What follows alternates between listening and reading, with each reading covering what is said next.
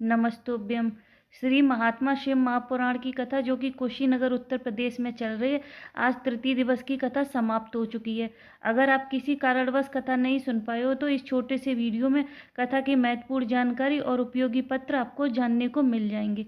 तो चलिए चलते हैं कथा की तरफ। आज की कथा कुछ इस प्रकार से शुरू हुई कि गुरुजी ने कहा, जब शिव की तरफ हम शरणागत के लिए जाते हैं तो तभी समझना कि हमारा जीवन सार्थक हो गया है। फिर गुरुजी ने कहा कि हम जब दिया जलाते तो हमको माचिस की ज़रूरत पड़ती है, लेकिन दिया जलाने के बाद हम उसको कभी नहीं ढूंढते हैं। उसी तरह से ये संसार है, जब हम हमारी ज़रूरत पड़ेगी संसार को तभी वह हमारे पास आएगा, उसके अलावा हमको कभी याद नहीं करेगा। पर महादेव ऐसे नहीं है कि हमको सिर्फ ज़रूरत पर याद करें। महादेव हमको सब कुछ प्रदान करते हैं और हमसे कभी भी कुछ नहीं लेते हैं, इसलिए हमें हमेशा उनकी शरणागत रहकर ही अपना जीवन यापन करना चाहिए। फिर गुरुजी ने कहा कि शादी के बाद नव जोड़े को बिठाकर कथा सुनवाई जाती है। तो यह प्रथा कहाँ से आई है? गुरुजी ने बताया कि शिव जी जब माता सती को ऋषि अगस्त्य के यहाँ कथा सुनवाने के लिए ले गए थे, तो वहीं से ही यह प्रथा चली आ रही है। और आज तक जब नव जोड़े की शादी हो जाती है तो उनको घर लाया जाता है, तो सबसे पहले उन्हें सत्यनारायण की भगवान की कथा सुनवाई जाती है। तभी रीना देवी जी बलिया से पत्र लेकर आई। उन्होंने कहा, मेरे शरीर में 35 mm की गठान हो गई थी। डॉक्टर ने जल्दी ऑपरेशन करने के लिए बोला था। डॉक्टर ने कहा था इसका ऑपरेशन आपको जल्दी ही कराना पड़ेगा, पर मेरा ऑपरेशन के लिए मन नहीं था, तो हमने 10 दिन का डॉक्टर से समय मांगा। उसके बाद हम आपको कथा तो पहले से ही सुनते थे, लेकिन हम मंदिर कभी नहीं जाते थे। फिर हम मंदिर जाने लगे और नंदी के पास बैठकर, जैसे आपने कहा वैसे जल का आचमन करने लगे।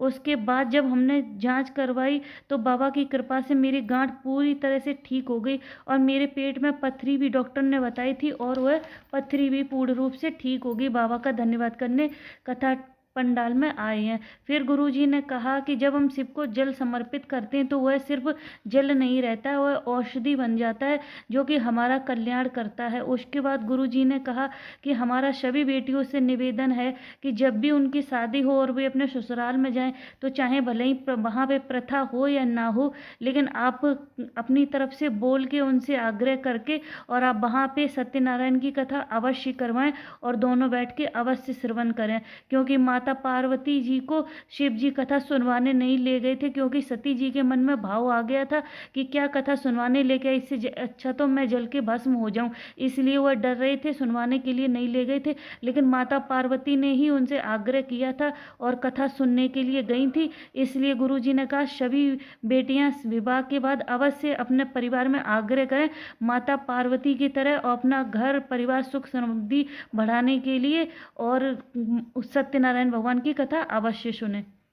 तभी एक पत्र आया जिन्होंने अपना नाम नहीं लिखा था। उन्होंने कहा, मैं 2022 से आपकी कथा सुन रही थी। मेरी भाभी के यहाँ कोई भी संतान नहीं थी, सालों साल हो गई थी, उनके यहाँ कोई भी संतान नहीं थी। फिर आपके बताए अनुसार सफ़ेद आंकड़े की जड़ का उपाय किया, कई महीने भी गुजर गए लेकिन फिर भी उनके संतान नहीं हुई। लेकिन हमने कहा बाबा पर भरोसा रखो, बाबा की कृपा अवश्य होगी। फिर कहीं जाकर 11 साल बाद उनके यहाँ संतान ने जन्म लिया। बाबा का धन्यवाद करने आई हूँ। गुरुजी ने कहा, अगर तुम्हारे पास बहुत सारा धन है, बहुत सारी ज़मीन है, लेकिन अगर परिवार नहीं है तो फिर सब कुछ बेकार है। उसी तरह से अगर तुम्हारे पास सब कुछ है लेकिन अगर शिव की भक्ति नहीं है तो फिर यह मानव शरीर और मानव जीवन दोनों बेकार हैं।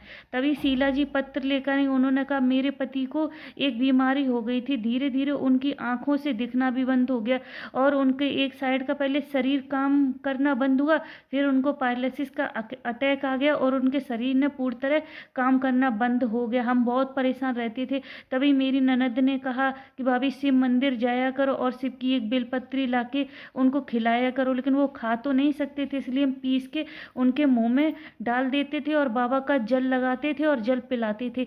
बाबा की कृपा का क्या वर्णन करूं कि आज मेरे पति की आंखें भी ठीक हो गई, वो देखने भी लगे और वो पूर्ण तरह से स्वस्थ हो गए। बाबा का धन्यवाद करने कथा पंडाल में आई हूं। इसी के साथ साथ आज की कथा विश्राम लेती है। कोई बोलने कहने में त्रुटि हुई तो उसके लिए क्षमा चाहते हैं। शिव पर विश्वास बनाए रखें, एक लोटा जल अवश्य समर्पित करें। श्री शिवाय नमस्तुभ्यम। हर हर महादेव। मिलते हैं कल नई कथा के साथ।